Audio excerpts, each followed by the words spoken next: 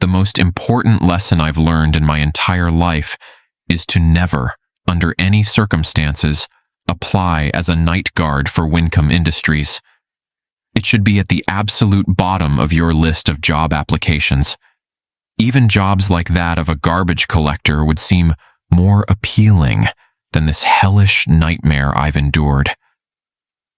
It all started when I left college with a shiny new master's degree in engineering clutched in my sweaty palm.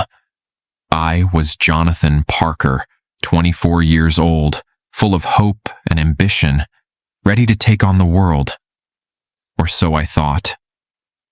The job market had other plans for me and my lofty dreams. Weeks turned into months, and the pile of rejection letters grew higher than my dwindling bank account. I'd spend my days crafting cover letters and tweaking my resume, and my nights drowning my sorrows with my 3 best friends, Scott, Matt, and Min. We were all in the same boat, all recent grads struggling to find our footing in the real world. Our nightly gatherings were a mixture of commiseration and celebration. We'd toast to each other's minor victories, a call back here, a second interview there, and console each other through the constant stream of rejections. As our funds dwindled, so did the quality of our gatherings. Gone were the nights of bar hopping and fancy cocktails, replaced by cheap beer in Scott's cramped apartment, the 4 of us huddled around a rickety coffee table. Another day, another rejection, I sighed, tossing my phone onto the table. The screen still displayed the polite but firm email informing me that I wasn't the right fit for yet another entry-level engineering position. Scott, always the optimist, raised his can of beer. Their loss, man. Something will come along soon. It has to, right?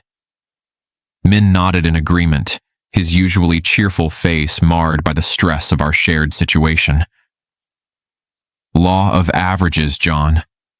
Keep applying, and eventually someone's got to say yes. Matt, on the other hand, was lost in his own world, scrolling through his phone with an intensity that suggested he was either looking at job listings or reading about the latest conspiracy theory. With Matt, it was always a toss-up. As the weeks wore on, our gatherings became less frequent. The weight of our unemployment and the constant pressure from family and student loans began to take its toll. We stopped meeting every night, then every other night, until we were down to once a week, if that. It was during one of these increasingly rare get-togethers that desperation finally drove me to expand my job search beyond engineering positions. I was hunched over my laptop, scrolling through listings I would have scoffed at just a few months ago. Security guard, night watchman. Hey, what about this? I said, more to myself than to the others. Night guard at Wincom Industries. The pay is... Wait, that can't be right. Matt perked up at this, his eyes gleaming with that familiar mix of curiosity and suspicion. Wincom Industries? Never heard of them. What's the pay? I double-checked the listing. Sure, I must have misread it. $5,000 per hour? That's insane. It has to be a typo. Scott leaned over my shoulder, his brow furrowed. No way, that's legit, man. Gotta be a scam.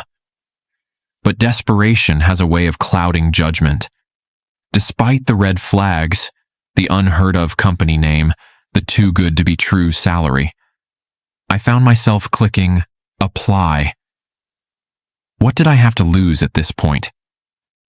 The next morning, nursing a hangover and a sense of lingering shame at having applied for such an obvious scam, I was shocked to find an email in my inbox. Subject line: Interview request, night guard position at Wincom Industries. My heart raced as I read the email, part excitement, part dread. The interview was scheduled for the following week. I made a mental note to tell the guys about it later, though a part of me wanted to keep it secret. What if this was my big break? I didn't want to jinx it. The days leading up to the interview were a blur of anxiety and preparation. I researched everything I could about Wincom Industries, which wasn't much.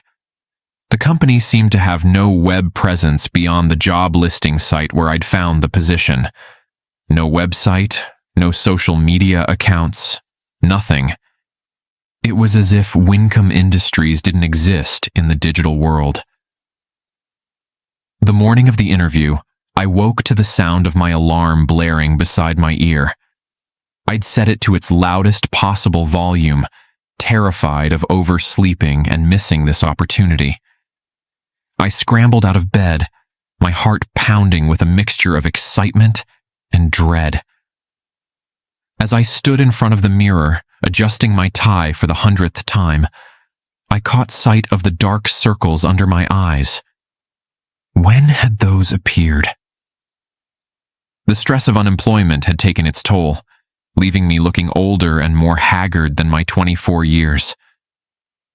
"You can do this, John," I muttered to myself, trying to summon some confidence. "It's just a night guard position. How hard can it be?"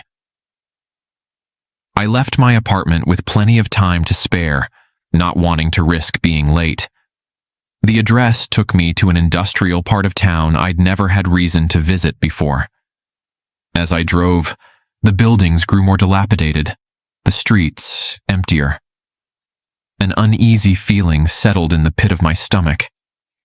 Finally, I spotted it, a run-down building with a faded sign that might once have displayed the Wincom Industries logo. It looked more like an abandoned warehouse than an active business. For a moment, I considered turning around and forgetting about the whole thing. But the memory of my dwindling bank account and mounting bills steeled my resolve. I parked my car and approached the building, my shoes crunching on gravel and broken glass. A lone security guard stood at the entrance, his blue uniform a stark contrast to the gray, decaying surroundings. As I got closer, I noticed his vacant expression and the way he gripped his baton, knuckles white. "Excuse me," I said, my voice sounding too loud in the eerie quiet. "I'm here for an interview. For the night guard position." The guard didn't speak. He simply turned and led me to a soot-black office, pointing at the door. I thanked him, but he was already walking away, his movements stiff and mechanical. Taking a deep breath, I raised my hand to knock on the door. Before I could, it swung open, revealing a man who looked to be in his 60s. He was bald, Asian, his face a roadmap of wrinkles. His black tuxedo was riddled with holes and stains, a far cry from the crisp suits I'd seen in my other interviews. "Welcome," he said, his voice surprisingly cheerful. "You must be Jonathan here for the interview." "Yes, that's me," I managed to stutter out, thrown off balance by his appearance and demeanor. He ushered me into the office, gesturing for me to sit in a chair that looked like it had seen better days. It squeaked ominously as I lowered myself onto it. The man, who introduced himself as Mr. Alpha, the owner of Wincom Industries, settled behind the desk. "May I see your resume, Jonathan?" he asked, extending a gnarled hand. I handed it over, watching in confused silence as he appeared to read it upside down. After a few minutes of this bizarre charade, he handed it back to me with a wide smile. "Very well. You fit all the requirements," he announced. "Your shift starts at 9 p.m. sharp and ends at 5 a.m. Your salary will be $5,000 per hour, as advertised." My mind reeled. This couldn't be real. "Sir," I began, I'm grateful for the opportunity, but I have to ask, Why such a high salary for a night guard position? Mr. Alpha's smile never wavered. We value our employees highly at Wincom Industries, Jonathan. Now, when you come for your first shift tonight, please come to this office first. There will be a letter waiting for you with all the details you need.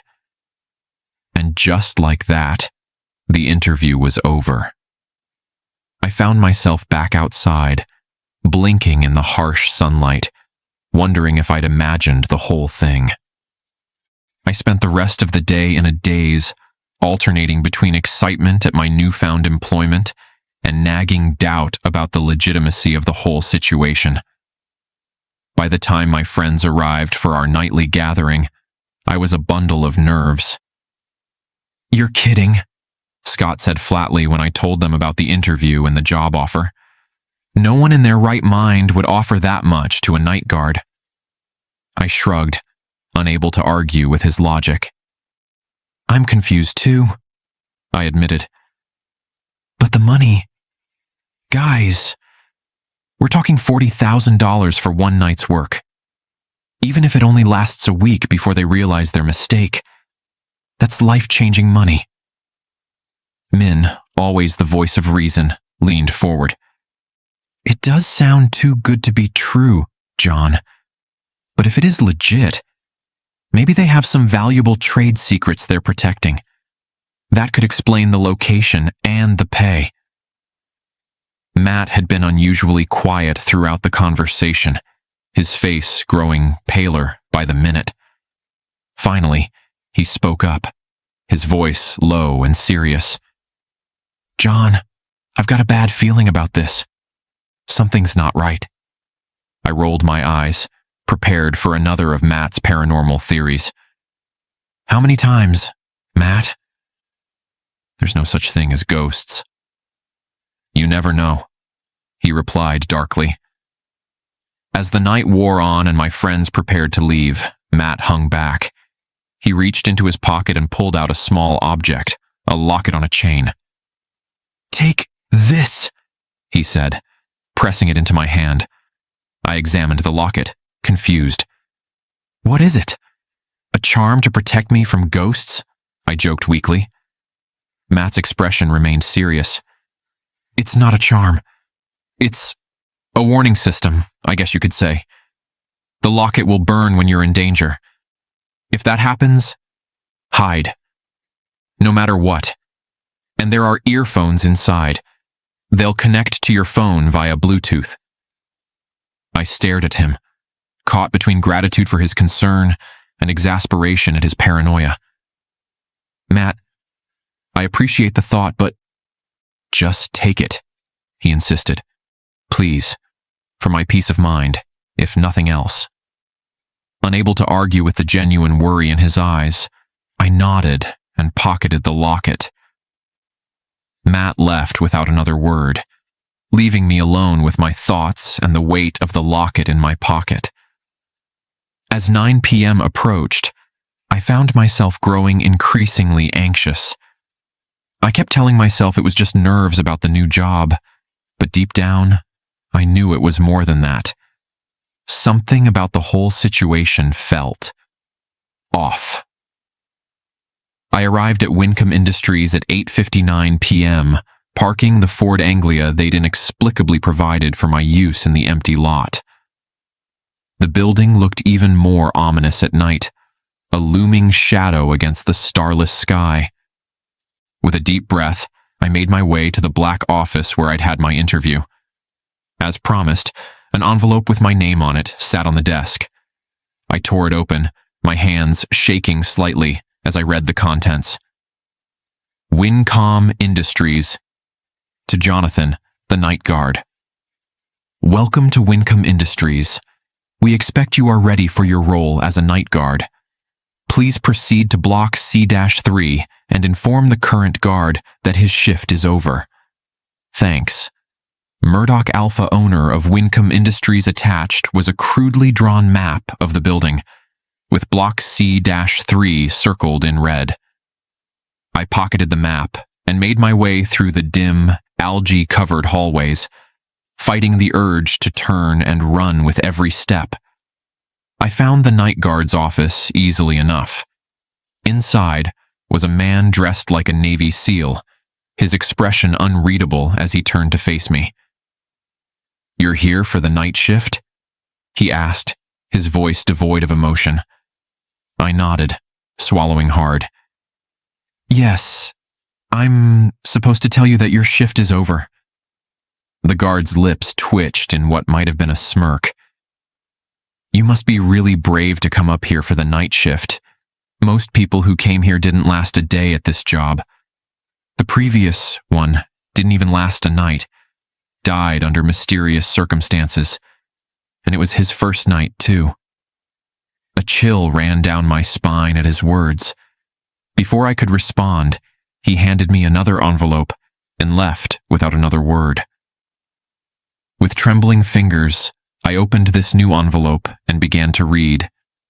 Wincom Industries. To the night guard.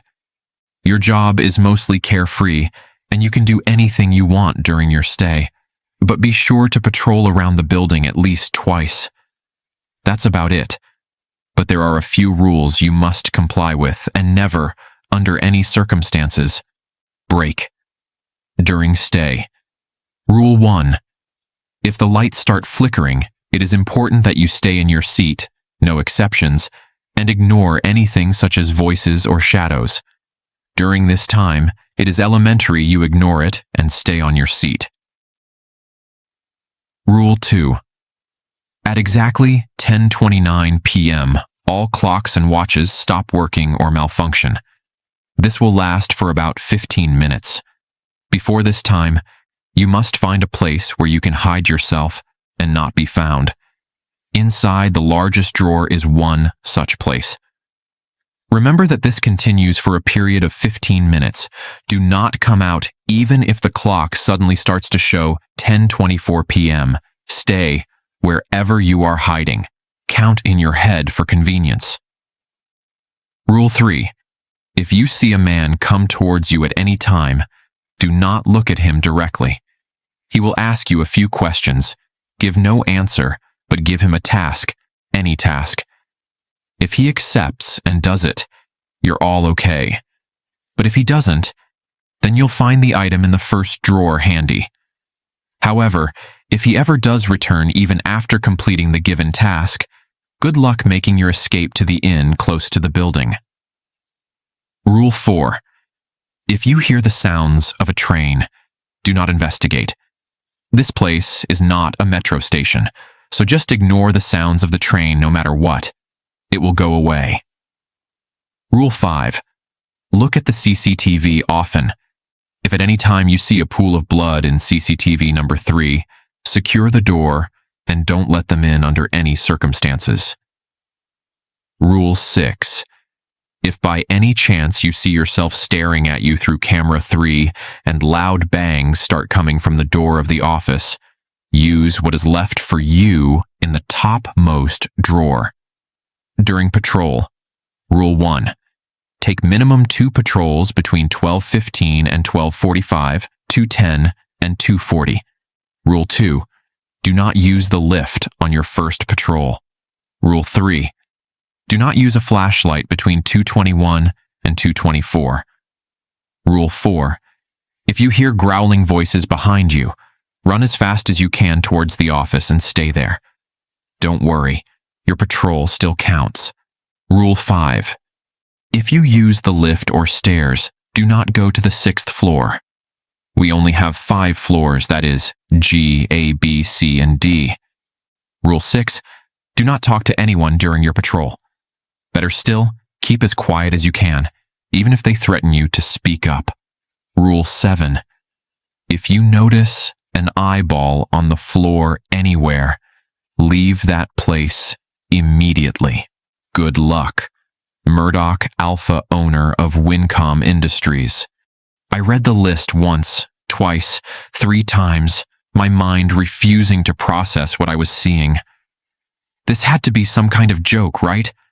A prank to haze the new guy? But as I sat there in that dilapidated office, the weight of Matt's locket heavy against my chest. A creeping sense of dread began to overtake me. What if it wasn't a joke? What if these rules were real and breaking them had consequences? I shook my head, trying to clear away the paranoid thoughts. No, this was ridiculous. I was a rational, educated person. There had to be a logical explanation for all of this. Determined to prove to myself that this was all nonsense, I leaned back in the creaky chair and pulled out my phone, connecting it to the earphones hidden in Matt's locket. If I was going to be here all night, I might as well have some music to keep me company. As the first notes of a familiar song filled my ears, I allowed myself to relax slightly. This was just a job, albeit a strange one. I'd follow their silly rules, collect my outrageous paycheck, and be done with it. Simple as that. That's when the lights started flickering. My heart leaped into my throat as the fluorescent lights above me began to stutter, casting erratic shadows across the room. Rule I flashed through my mind. If the lights start flickering, it is important that you stay in your seat, no exceptions, and ignore anything such as voices or shadows. Gripping the arms of my chair, I forced myself to remain seated, my eyes fixed on the scratched surface of the desk in front of me. The flickering intensified, and with it came a low whispering sound that seemed to emanate from the walls themselves. Ignore it, I told myself firmly. It's nothing, just your imagination playing tricks on you. But as the seconds ticked by, the whispers grew louder, more insistent. I couldn't make out words exactly, but the tone was urgent, pleading. It took every ounce of willpower I had not to turn my head, not to acknowledge the shadows I could see dancing at the edges of my vision. After what felt like an eternity, but was probably only a few minutes, the lights stabilized and the whispers faded away. I let out a shaky breath, realizing I'd been holding it. My shirt was damp with sweat, and my hands trembled as I loosened my grip on the chair. It's nothing, I muttered to myself, trying to slow my racing heart. Just some faulty wiring. That's all. But even as I said the words, I knew I didn't believe them. The atmosphere in the room had changed and became heavier somehow. It felt as if I was being watched, though I couldn't see anyone.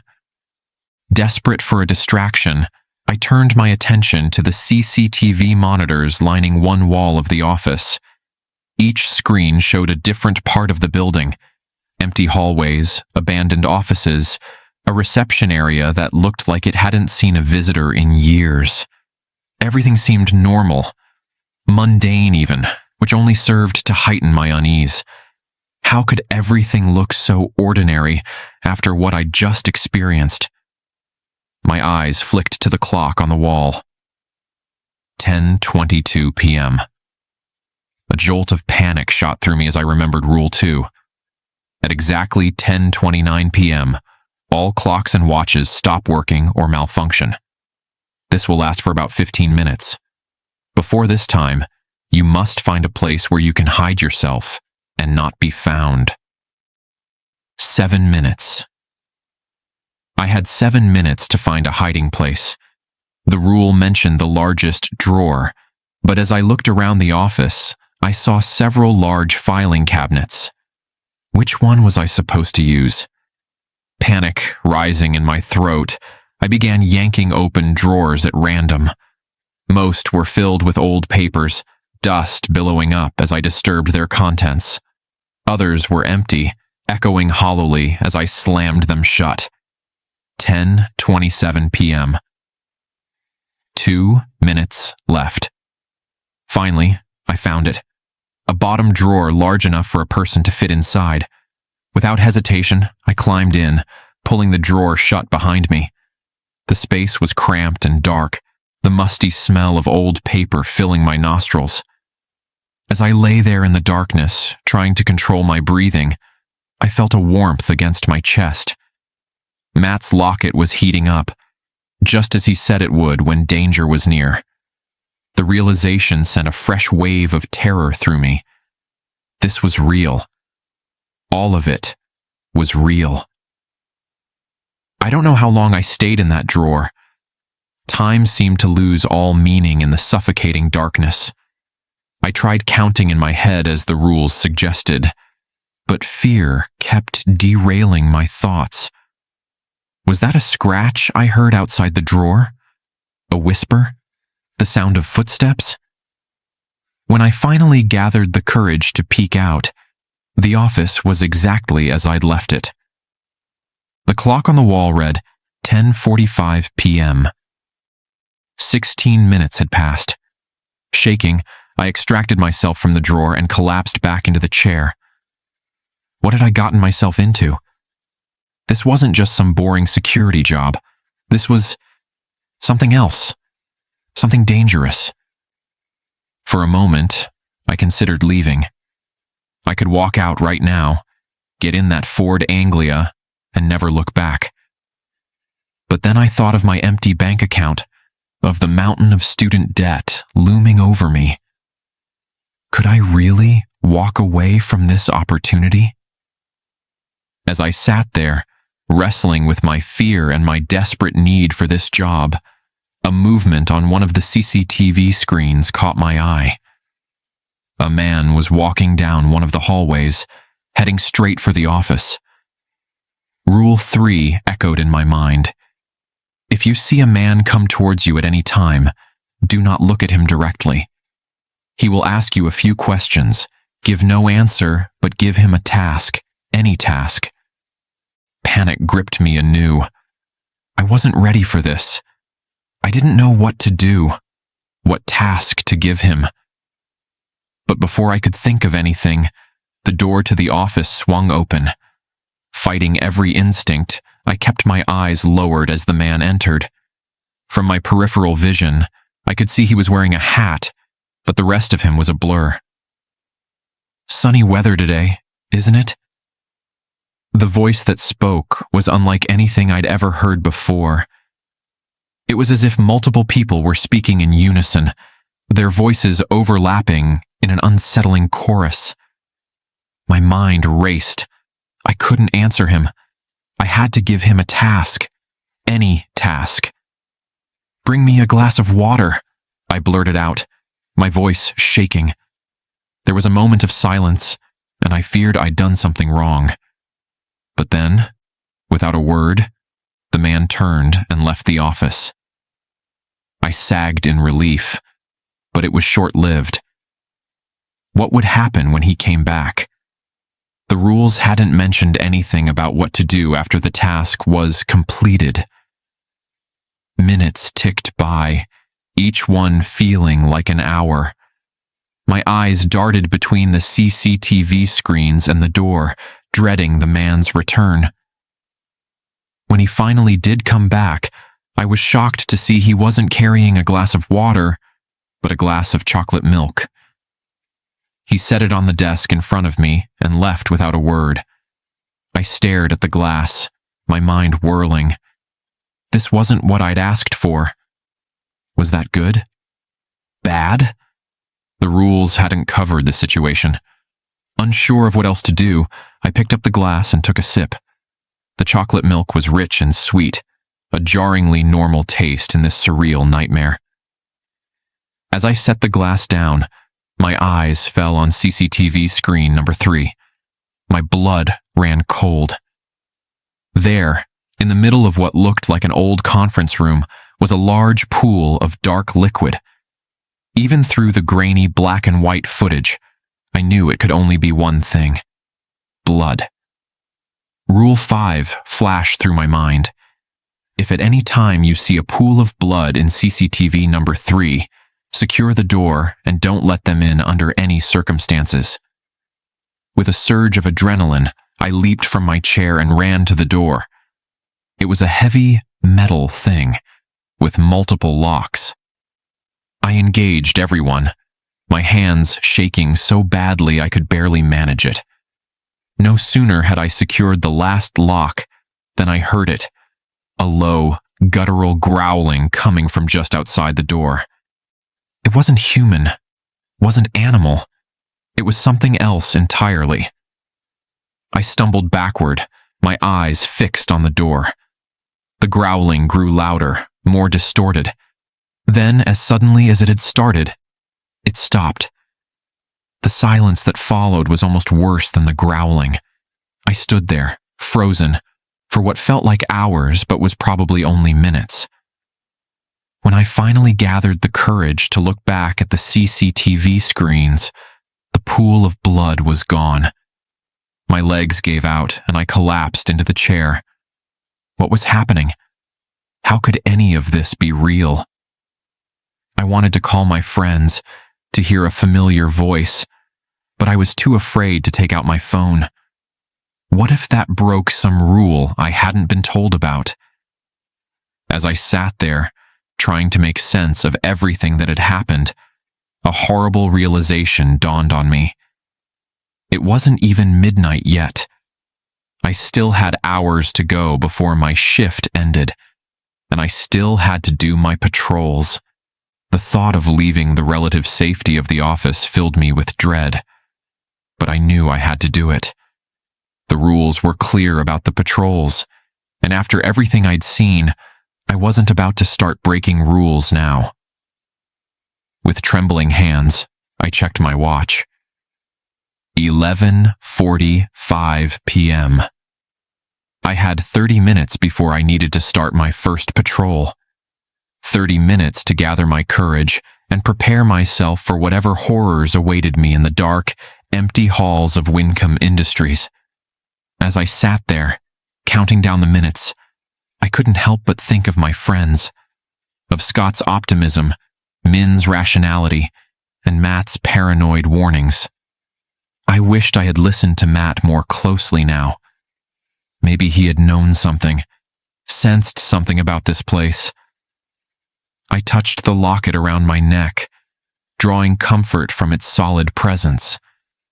Whatever happened next, at least I had this small piece of protection, this connection to the world outside this nightmarish building.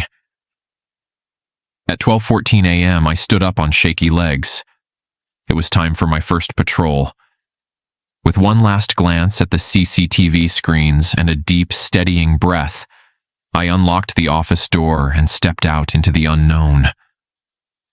The hallway stretched before me, a dark tunnel punctuated by flickering fluorescent lights.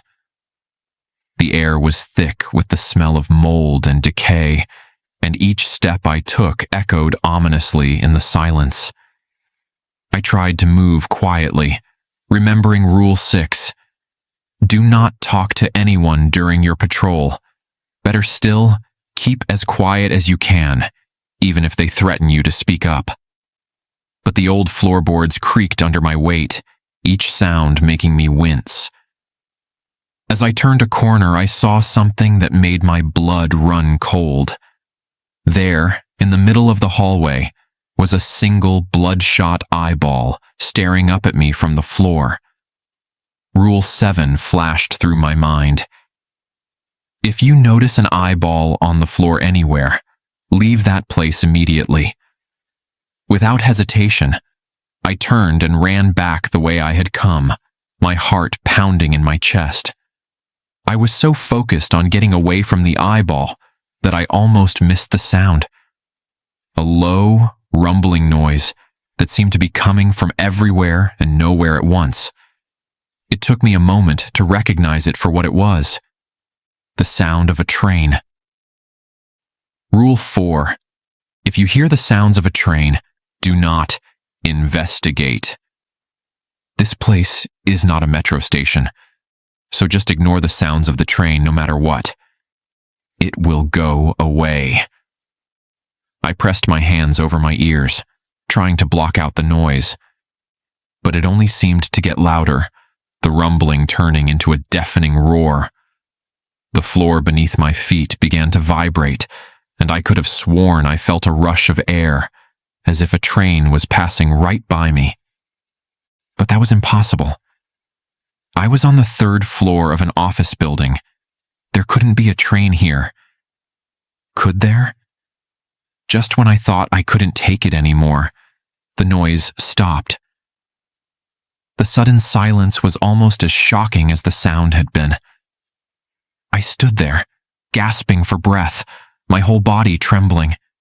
That's when I heard the growling. It started low, almost imperceptible, but it quickly grew louder, a chorus of inhuman voices snarling and snapping behind me. I didn't dare look back. Instead, I ran. Rule 4 echoed in my head. If you hear growling voices behind you, run as fast as you can towards the office and stay there. Don't worry, your patrol still counts. I've never run so fast in my life. The growls seemed to be right at my heels, hot breath on the back of my neck. I could see the office door ahead, a beacon of safety in this nightmare. I slammed into the door, fumbling with the handle. For one heart-stopping moment, I thought it was locked. But then it gave way, and I tumbled inside, slamming the door shut behind me and engaging every lock. The growling continued outside the door for several agonizing minutes before finally fading away. I slumped to the floor, my legs no longer able to support me. Tears streamed down my face as the full weight of what was happening hit me. This wasn't a job. It was a death trap, and I was caught right in the middle of it. As I sat there trying to catch my breath and calm my racing heart, a movement on one of the CCTV screens caught my eye. I looked up, and what I saw made my blood run cold. There, on camera 3, was me. But not the me sitting in the office, terrified and exhausted. This was another me, standing in the middle of the frame, staring directly into the camera with a wide, unnatural grin. Before I could process what I was seeing, a loud banging started at the office door. It was so forceful that the entire door shook in its frame. Rule 6 flashed through my mind. If by any chance you see yourself staring at you through camera 3 and loud bangs start coming from the door of the office, use what is left for you in the topmost drawer. With shaking hands, I stumbled to the desk and yanked open the top drawer. Inside was a revolver, loaded and ready. As I picked up the gun, weighing its unfamiliar heft in my hand, I realized that this night was far from over, and surviving until morning was going to take everything I had. The banging on the door grew louder, more insistent. The other me on the CCTV screen hadn't moved, that unnerving grin still plastered across its face. And underneath it all, I could hear the faint sound of a train in the distance, growing closer once again. I gripped the revolver tightly, my palms slick with sweat. Whatever was coming, I had to be ready. I had to survive. Because one thing was becoming increasingly clear. At Wincom Industries, the night shift was only the beginning of the horror.